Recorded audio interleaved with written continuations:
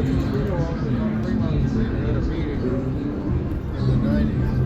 Usually they're competitive, but they decided to have a meeting, decide what they can do together, keep the revenues continuing to go down, gambling revenues on Fremont Street. And at one point they were going to put a river down the middle of the street. That was kind of left away. And then somebody proposed this canopy, high-tech canopy. And there were all these guys, Benny Minion, Steve Boyd, and Rebecca Allen. They were like old school guys, and they were like, what's the Disneyland show on Fremont Street where hardcore gamblers come in? And they said, yep, that's what we want to do. And so they finally went along with it, and it was pretty much a success. Killed some businesses, and killed the strip club, killed some others.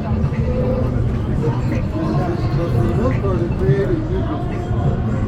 And it created a place where people felt safe. You didn't feel like you were going to get beat up in the horseshoe or the golden nugget or and so it is a success. The famous places that I want to point out, well, the Fremont Hotel is one of the oldest hotels in Vegas. One of the oldest hotels are the Golden Gate. The Four Queens is kind of a famous hotel in the country. The Four Queens was the first place that Wayne Newton performed when he got to Vegas. And he told a very funny story about it. He said he was totally mobbed up.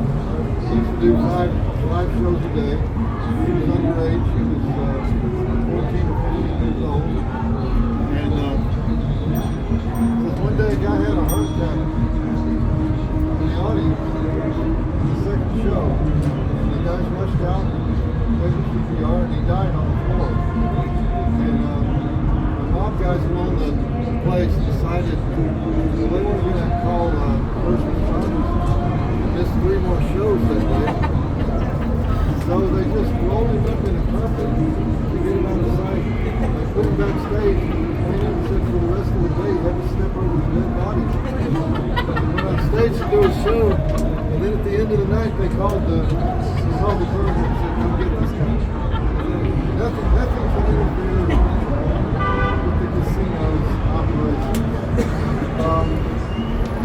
But that started the practice of entertainers who were only associated with one property.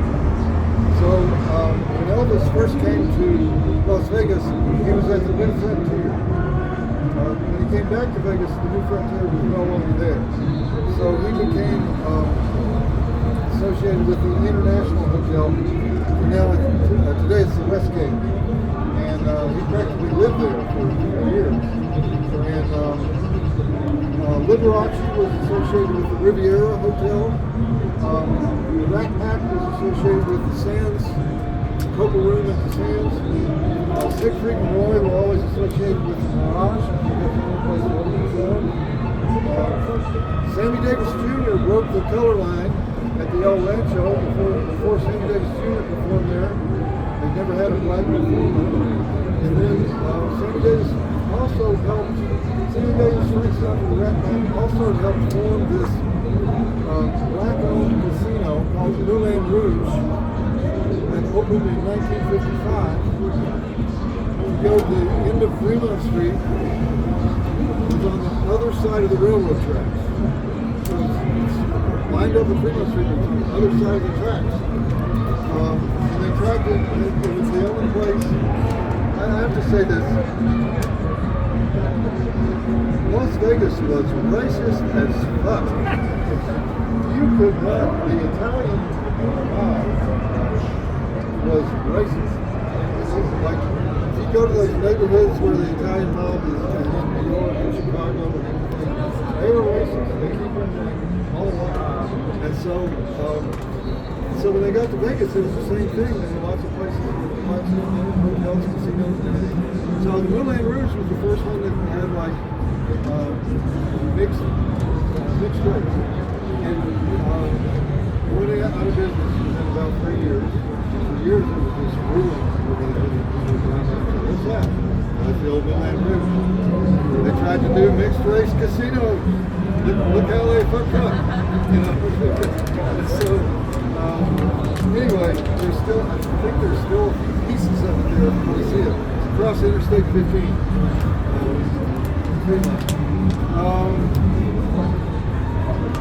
Let's see. The Horseshoe was Benny Binion's hotel. It's where the World Series of Poker was created, and the most famous poker room in the world. It's where all the techniques of Texas Hold'em were created. It was a place where you did not want to play cards there. You didn't know what you wanted. It was a high stakes, really serious poker place. They had games that went on for as long as a week. They could stay at the table for a whole week because if you've ever played real poker, you know that you don't really figure out the game until you've watched your opponent for a long time, especially at professional level. And so a lot of times these games go back and forth, back and forth, back and forth, back and forth. You know, but a professional gambler, he's going to sit there until he takes your money. And so Horseshoe was a place for that. You couldn't sit there for a minute. You couldn't play those games. You know, once it became tournament poker, they put a time on it. You know, it's like at a certain point, you have to finish the game. That's why real gamblers, guys who are basically in it to make money, they don't like those places. Brief digression. They have these card rooms in California. They're casinos, but all they have is card games. And they have a lot of Texas Hold'em. And I played it. I went into one in Gardena, California, which is the oldest one in California. I wanted to do an article. And there was this place open at the Texas Hold'em table. So they have a rule at these card rooms that you have to show all your chips at all times. You cannot put chips in your pocket. You cannot put chips in any kind of container. Chips have to be on the table in front of you as you play the game. So I'm there about 2 hours, and I'm up. I'm like, it's a little itty game, and I'm up, you know, $1,200, $1,400, something like that. And then slowly as the night goes on, the faces change at the table. You know, that guy that was there, he's not there anymore. There's a new guy. There's a new guy over here, and then there's a new guy over here. And suddenly the pile is going down. You know, I mean, what is happening? I'm playing the same way I was playing the first 2 hours. And it's because once the professional gambler sees somebody, some newbie, has money, they watch a problem, they see he has money at the table, and they're saying, he's going to have tells. He's going to have tells. He's not going to know what he's doing.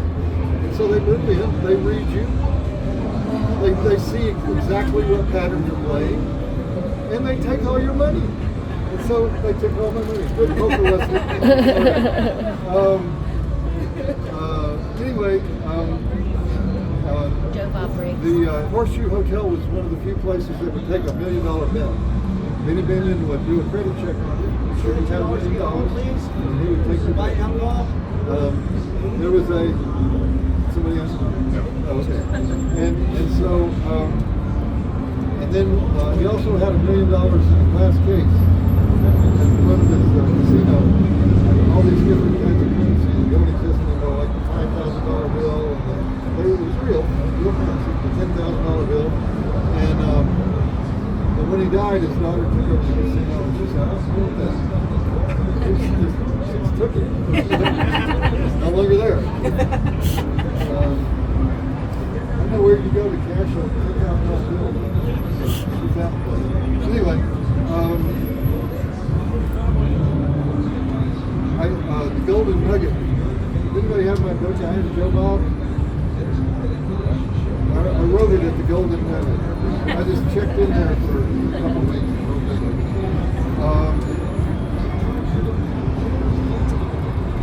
Let me see.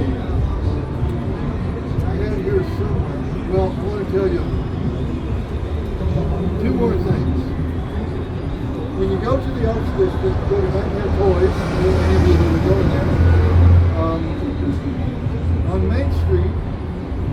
across an intersection and you'll see a boxing gym.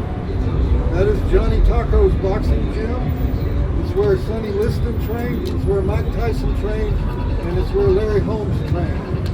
And so it is one of the most revered places in boxing.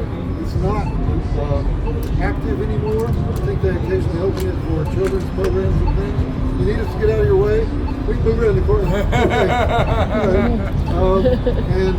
But check it out. It is boxing history. And you know, we're talking a place where you walk in and all there is bags and ropes and rings and jump ropes. I mean, it's a serious old school gym. Johnny Taco was famous fighting training. And then I want to mention Spring Mountain Ranch. If you go out when you're going around on the Beltway, when you get to Spring Mountain Ranch, which is now a state park, stop there because it's the first ranch that was ever in this region, and it was later became very valuable property and was sold to many millionaires, and then it became a resort, and then it was sold back into the private market, and it became I think Howard Hughes put it in one time, and then after World War II, a famous German actress, I always forget her name. Anyway, famous German movie actress moved to Las Vegas. She bought the Spring Mountain Ranch. She owned the largest diamond in the world that was not in a museum. And she used that diamond to make a ring. She wore that ring all the time. She lived at Spring Mountain Ranch by herself. And she had the only other person there was a ranch foreman. On a night in 1959, 4 dudes broke into her house, tied her up, tied up the foreman, pried the ring off her finger, drew blood, doing it, and Vera Krupp is the actress. Thank you. and also took many other things, millions of dollars worth of stuff out of her Spring Mountain Ranch home. They managed to pry loose from the ropes after the thieves were gone. They called the FBI. The FBI went into action. The Las Vegas FBI office has been involved in many sort of wild cases. And so this is nothing new to them. So they went into action right away. They traced these 4 dudes across the country. Within a few weeks, they not only arrested the dudes, but they recovered the diamonds. They took them back to Vera Krupp. They got a big hug. 3 of the criminals went to jail for a long, long time. But the mastermind got one of these good Las Vegas lawyers and he walked. Okay, that's the conclusion of the walking tour.